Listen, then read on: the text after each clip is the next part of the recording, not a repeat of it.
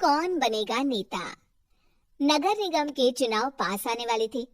पूरे कानपुर शहर में टिकट को लेकर मारामारी शुरू थी, लेकिन सबसे ज्यादा चर्चा में वार्ड नंबर 40 की सीट थी। वो इसलिए क्योंकि इस बार वहां की सीट महिला के लिए आरक्षित थी। अब सवाल ये था कि चुनाव लड़ेगा कौन। इससे पहले ठाकुर साहब वहां से पार्षद थे और इस बार उन्होंने अपनी पत्नी सीमा ठाकुर को टिकट दिलवाई और ठाकुर साहब की शान के कारण सीमा जी ने 20,000 वोटों से चुनाव जीत लिया। अरे बधाई हो सीमा भाभी, अब तो आप वार्ड की पार्षद बन गई हैं। अब तो हमारे काम आप ही करवाएंगी। अरे ये तो सिर्फ नाम की पार्षद बनी है, वो तो महिला सीट आ गई, वरना पार्षद तो मुझे ही बनना था। अब भले ही चेहरा इसका होगा, लेकिन पावर तो मेरी ही होगी। अरे वाह भाई साहब, क्या दिमाग लगाया है आपने भी। आइए आप लोग, खाना लगा दिया है सबके लिए। सीमा जी पार्षद बन चुकी थी, फिर भी उनकी एक ना चलती। सारे काम ठाकुर साहब खुद ही संभाल लेते और जहां जरूरत पड़ती वहां सीमा जी का अंगूठा लगवा लेते। सीमा जी ज्यादा पढ़ी लिखी भी नहीं थी। एक दिन ठाकुर साहब और सीमा एक प्रोग्राम में जाते हैं। अरे ठाकुर साहब, आप आ गए। ओहो, पार्षद मैडम भी आ गई है। स्वागत है आप दोनों का।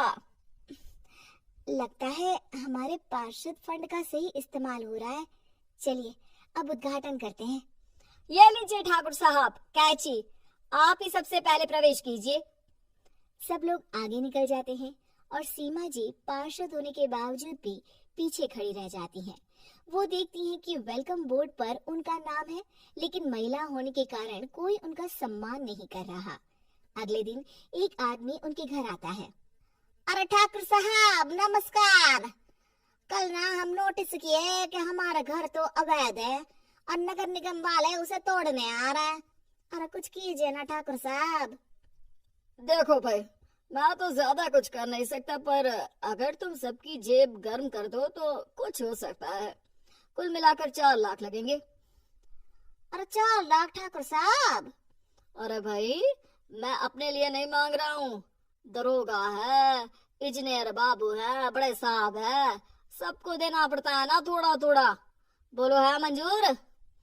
तभी वहाँ अचानक सीमा जी आ जाती हैं। अरे ये आप क्या कर रहे हैं?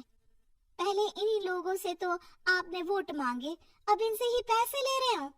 अरे चुप रहो तुम, तुम्हारा काम है सिर्फ अंगूठा लगाना, तुम वही किया करो। मुझे दूसरे काम तुम मत सिखाओ, समझी? और तुम ना जाओ, अब पैसे लेकर आओ, वरना जेसीबी किसी भी वक्त आती होगी। सब कुछ ऐसे ही चलते रहता है। एक दिन सीमा जी और ठाकुर साहब को एक लोकल मीटिंग में बुलाया जाता है। वहाँ पर कई और अधिकारी लोग भी मौजूद रहते हैं। अब मैं चाहूंगा कि ठाकुर साहब हमारे बीच 2 शब्द कहें। मेरे प्यारे भाइयों और बहनों, आज मेरा सौभाग्य है कि मैं आप सबकी सेवा दिन रात कर पा रहा हूँ। आपने मेरी पत्नी को भारी मतों से जिताया है, इसलिए मैं आप सभी का शुक्रगुजार हूँ। मैं आप सबसे वादा करता हूँ कि हमेशा की तरह हमारे वार्ड में किसी को कोई तकलीफ नहीं आने दूंगा। सभी लोग तालियां बजाने लगते हैं। अब मैं माननीय पार्षद मैडम को स्टेज पे बुलाना चाहूंगा। अपने नाम को बुलाया सुनकर सीमा जी एकदम चौंक जाती हैं। उन्हें बिल्कुल उम्मीद नहीं थी कि इतनी बड़ी जगह उन्हें मंच पर बुलाया जाएगा। जैसे तैसे वो मंच पर चढ़ती हैं। ऊपर जाते ही सीमा जी को सारी पुरानी बातें याद आ जाती हैं कि किस तरह उनके पति उन्हें कभी भी आगे बढ़ने नहीं देते और उनके नाम से गलत काम करते हैं। वो बोलने लगती हैं, मैं आपके वार्ड की पार्षद सीमा हूँ। आप में से बहुत कम लोग ही मुझे जानते होंगे, क्योंकि इससे पहले मुझे कभी ऐसा मौका ही नहीं मिला। सारे मौके मेरे पार्षद पति यानी आपके ठाकुर साहब ही लेते रहे, लेकिन आज ये मौका मुझे मिला है तो मैं इसे ऐसे ही नहीं जाने दूंगी। मैं आपको ये बताना चाहती हूँ कि आपके ठाकुर साहब मेरे नाम की आड़ में गैर कानूनी काम करते हैं, जिस पर अंगूठों के निशान मेरे होते थे।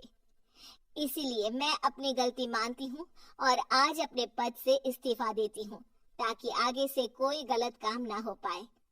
अब फैसला आप सबके हाथ में है कि आप हमें क्या सजा देना चाहते हैं।